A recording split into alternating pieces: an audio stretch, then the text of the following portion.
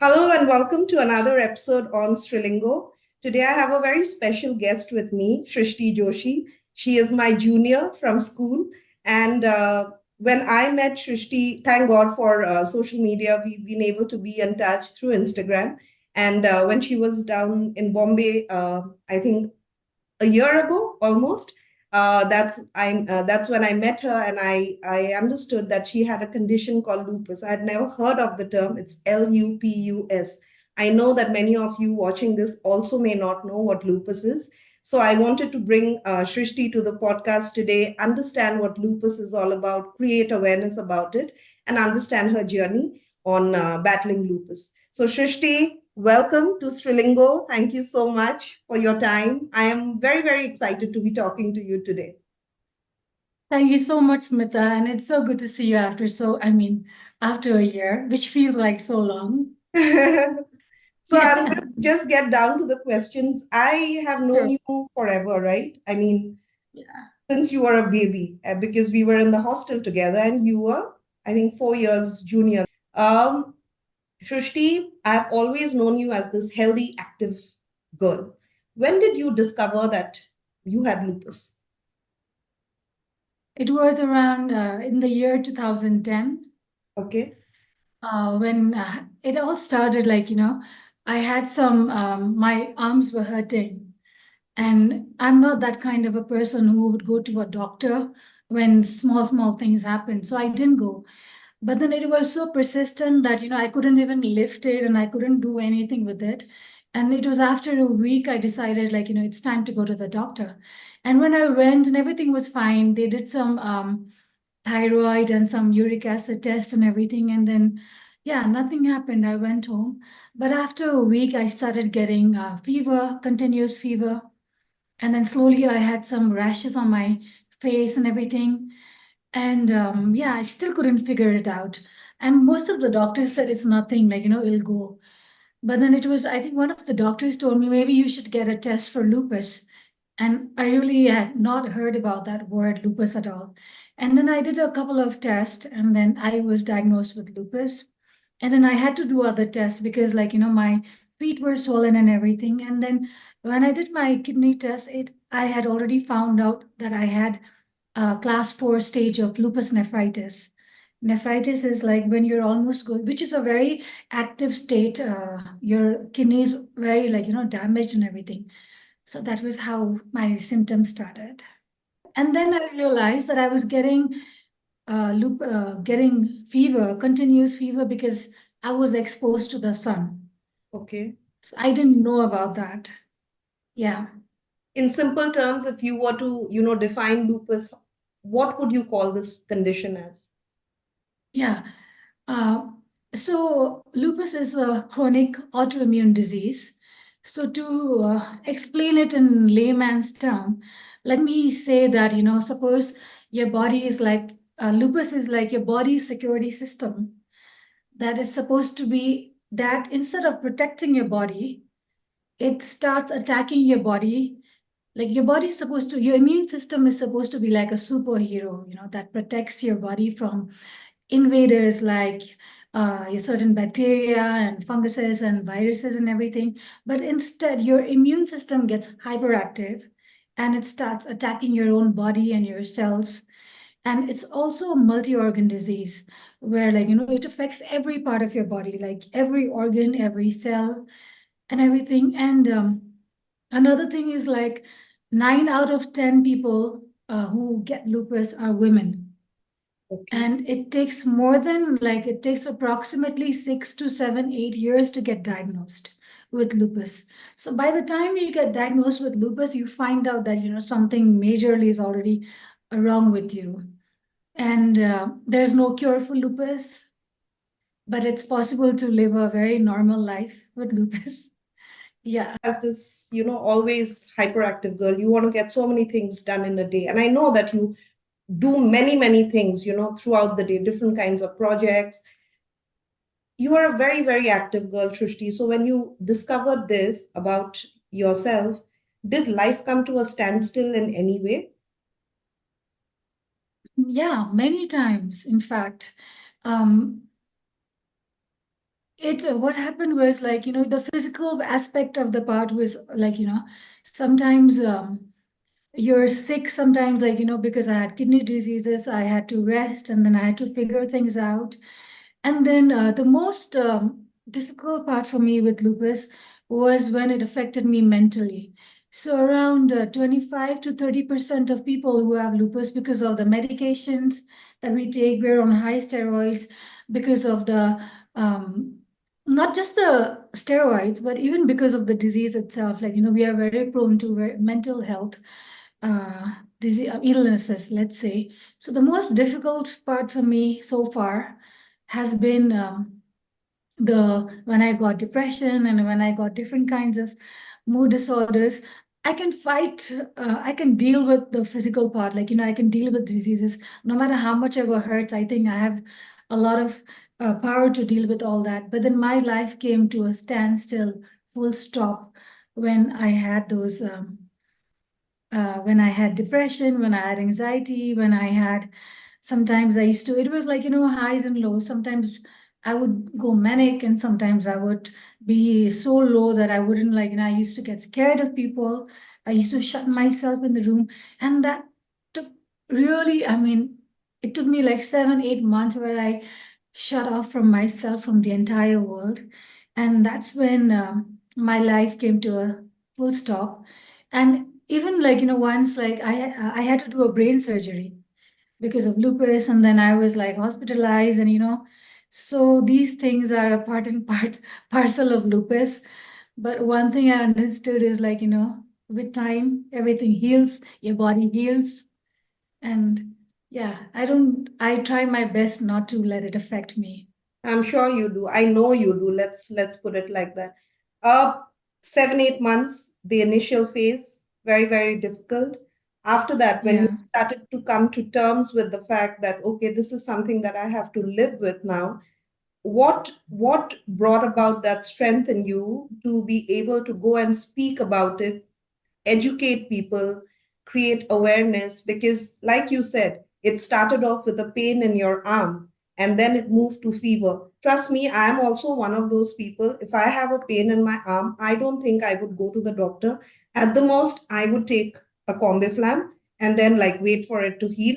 But when it became severe, that's when you realized, and thank God there was a doctor who asked you to get the lupus test done, because it's an uncommon, rare thing to happen, rare condition. So not many people are aware. What gives you that strength, Shrishti? Because I know that, it's difficult to live with something like this, but you have to come to terms, and you've come to terms over the years, because 2010 to 2024, that's 14 years, right? You've come to terms with it. How do you educate people? What are the things that you tell people to come to terms with something like this? When I was diagnosed I mean, in 2010, people like, I have a lot of family members who are all doctors in medical profession. And they scared me. They were like, it's a very dangerous disease. You won't get cured of you should go and all that. And then I realized, I mean, luckily, I think what gave me strength was that I didn't know about the disease. Yeah. And then I felt like I was really scared and at first. But then it was in few days I just made up my mind, am I going to let it affect me? Or I mean, there are many people like me who must be scared. Yeah. So I have to do something about this to advocate for lupus awareness. And then from like the very beginning, I was always like, I have lupus, but lupus does not have me. I'm going to make sure in the very beginning stage that I'm not going to be defined just by lupus, and I'm not going to have that victim mentality approach, where I'm like, why did this happen to me? Now I can't go out in the sun. I have so many other issues. So that's the reason, like from the very beginning, I always felt like, I'm going to talk about this. I'm going to be there for people who are scared like me, that I'm not going to let this get to them. So every opportunity, like you said, every opportunity that I get, I always tell them that, there's something called lupus, and I try to advocate about it. And what I would like to tell people is who have lupus is that it's very normal to live a normal life. We are doing things and we are hustling, we're looking at our home, we're looking at our career. I mean, so many other things. And then you have this disease as well. And what I would like to tell them is that you have to be really mindful about your life when you have lupus.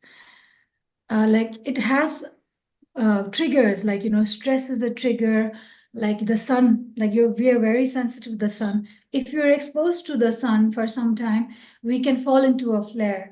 Flare means it's like when your disease is active, like small things like just going out in the sun or just taking a little bit of stress can aggravate your disease and make you like bedridden for days, and then makes you takes on a toll on your mental health and everything. So you have to live every life with, be very mindful and live it with intention.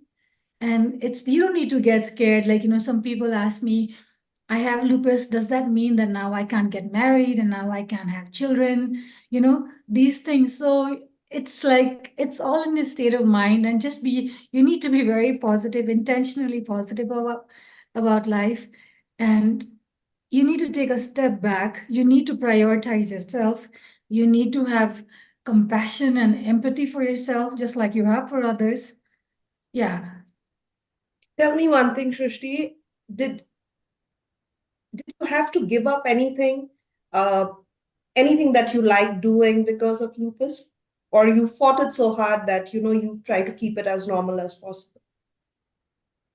Yeah, like I said, I used to love hiking, basking in the sun during winters and all that. So I can't do any of that right now. I mean, as much as I would love to. So I feel there are certain limitations for me, and I can't fight that part. Like, no, I'm going to try. So these things, it makes you you feel like, you're missing out on certain things you can't do. And then besides that, I also feel like in terms of exercise wise, I mean, I like to exercise and everything, but then I realize that I can't be, you know, just do everything that I want to do, and I need to take it slow. I need to pace myself in life. So that way, yeah, I think these are the only things. The main thing is like I never let it get to my head, that I have lupus, I have a disease. I feel like I'm just like any other normal person. So I think that attitude also, but yeah, you have to be mindful about certain things. I And think even that in terms of attitude like, makes all the difference in your life, Shrishti, because like you said, if, when at the onset, if you thought that, uh, okay, now this disease has me, and I'm going to get into this victim mode, I think the battle would have been lost right there. But you said that I'm going to overcome this. Of course, there'll be precautions that you have to take, but you made sure that, precautions aside, you try to keep it as normal as possible. Tell me one thing, in any sort of medical condition, when it comes to family and relatives, is there, I know my aunt to cancer last year, and she lived with me for the last 6 months when she was getting treated. Uh, I felt a certain amount of closeness to her. She's my mother's own sister, elder sister. I felt a certain amount of closeness. I mean, she was always a part of my life, but that those last 6 months, I felt very, very close to her. I mean, I felt like there was so much to talk to her. I wish like we were not running out of time. It was a reality that was there at the back of my head, but I wish, that I had more time with her. But in that's a very, very extreme condition. But this is also a condition. Lupus is also a lifelong condition. Does relationships with family and relatives and extended family change because of the condition you have? um, I think in certain ways it did change my relationships. Like, my personal life went on a toss. My own, let's say, yeah, my personal life. But in terms of my family and everything, I think we all got more closer. And I started realizing the value of my family and friends. When you're going through some dark times, be it lupus or any other condition or any other, life when life hits you, then you realize the value of your near and close ones. And then you realize who are there for you and who aren't there for you. So it has affected my life profoundly in terms of my relationship with my husband or with my sisters or with my anyone. So it does affect you majorly. Yeah. You You know, Shrishti, the best part about you is when we met also in Bombay and when you spoke about, that Smita, this is what I have now and I'm living with this. It was not a tone that you set for yourself, a sad tone or whatever. You were that bubbly girl, but with all the other things that you were telling me about life, you were also, this was another thing that you were telling me about your life. And that is what I liked, that it's not easy. Come on, let's be honest. It's not easy. Only the person who goes through knows what it Yeah. is, But the fact that you are so brave with it, that I'm going to live with it, but I'm going to make sure that I live on my terms. This is this what you tell other people who have lupus and you meet them, because you meet a lot of people. I see on your social media also that you meet a lot of people when you go and spread awareness. Is this the courage that you give, especially girls, young girls? Yeah, that's what I tell them. Like, once you have that, you need to, first and foremost, you need to accept yourself because you will get to see different versions of you that you've never met. Hmm. Yeah.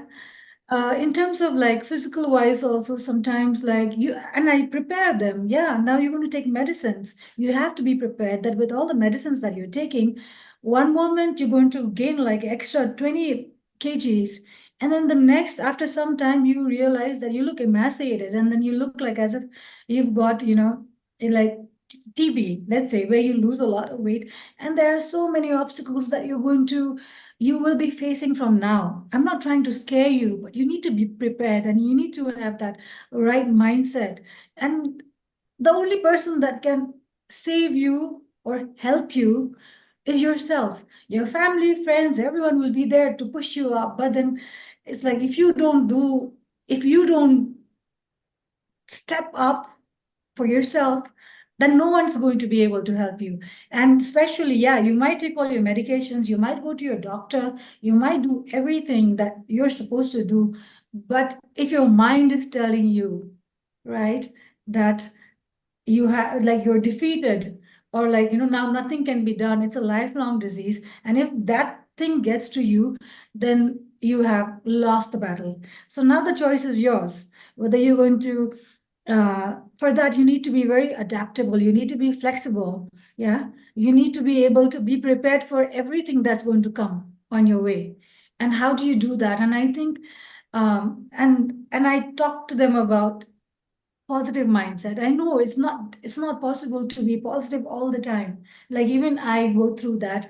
And like when I go through any difficult circumstances, what I tell them is like, when shit happens in life, I try to take a step back and I try to analyze that. Wait, maybe the universe is sending me certain challenges. It's trying to push me forward. What is it trying to teach me? What is it trying to tell me? And how can I look at this positively? Yeah. So that's what I practice and that's what I preach. But I They think the say that my most, mother always says this whenever I tell my mother that, I'm going through this difficult time in whatever area of life, she'll always say, God gives us tests according to our strength. You are going through this exactly. test because you are strong enough. You don't know, but he knows. I mean, spirituality, I'm sure, definitely helps in situations like this. I have inculcated spirituality hugely into my everyday life because I think it keeps me sane, it keeps me positive, it keeps me grounded. Did you because I know you practice Buddhism, did you take to spirituality in a big way after that? Yeah, let's say, yeah, I did. And it was after that. Like I'm really drawn towards this thing called Buddhism. Buddha talks about pain and he talks about suffering and he talks about detachment and he talks about letting go. And I think I listen to it a lot and I try to practice. Nothing in life is going to be permanent. And I have etched that in my heart. And it tells me, like Eckhart Tolle talks about the power of now. Be present wherever you are.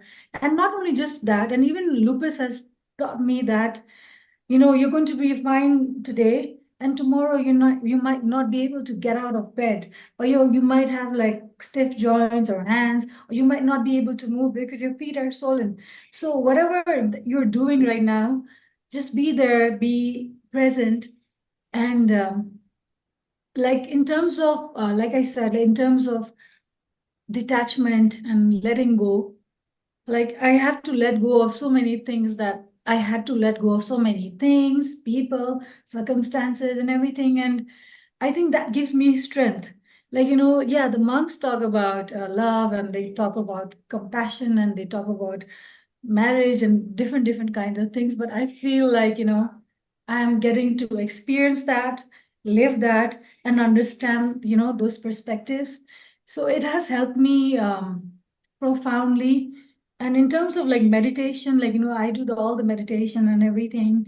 I do a lot of internal work, not just like spiritually, yes, but I also write a lot, I journal a lot, and I do everything. I listen to a lot of podcasts and everything. What can I do so that I can feel better? So it takes a lot of effort. It does not just come, oh, I'm positive and bubbly all the time. I'm working towards that. Yeah. I think no matter what has happened since we last met or since I have known you, Shrishti, there's one thing that remains constant, and that is that fighting spirit that you have. You've always been this champion, and see, today you're championing lupus also. Thank you so much for giving me this time, Shrishti. And I'm really, I feel very proud, the way you, because I feel proud that I know you, because the way you have dealt with lupus, the way you've battled it, the way you've challenged it, overcome it, and not taken on that victim mentality. I feel so proud every time, I see somebody going through something. Sometimes when they are at their lowest and I have nothing else to say to them, I always give your example and I say, whatever is happening to you, it is tangible because it's going to go. I know somebody who's living with something that will not go. But if you, and then I open Instagram and I show them your pictures. I say, this is strength. What you're going through is weakness right now. So get up. If she can do it, you can do it. Thank you so much for saying that. It's true. It's true. Yeah. You are living proof that with mental strength you can overcome anything. Yeah. Not just lupus, like I told you, I'm going through so many different things. And that's the only thing that, keeps me You are going. and shall always remain the champion that I've known. I'll tell you one thing, last thing I was thinking while coming here today. I just remembered a sister JC from our school, Yes, like, chin up, shoulder back, head held high. And that's something I'm never going to forget. of course, of course, of course. Yeah. Definitely. Many things that Sister JC told us back then, maybe we were half listening or didn't want to listen, but you know, today it makes sense. Today Yeah. I remember a lot of what she said, and I try and sometimes look back at her words and feel that she was right, man. I mean, that's how life is. Yeah. She was trying to make us into young, courageous ladies. We just didn't take it so Yeah. seriously Didn't back then. But understand that. see, we remember her words today, which means that she did a good job. Exactly. Thank you so Great. much once again. Um, very grateful that you could give me this time from your busy schedule. Really grateful to you, Shrishti. Thank you so much, Smita. Thank you. Thank you.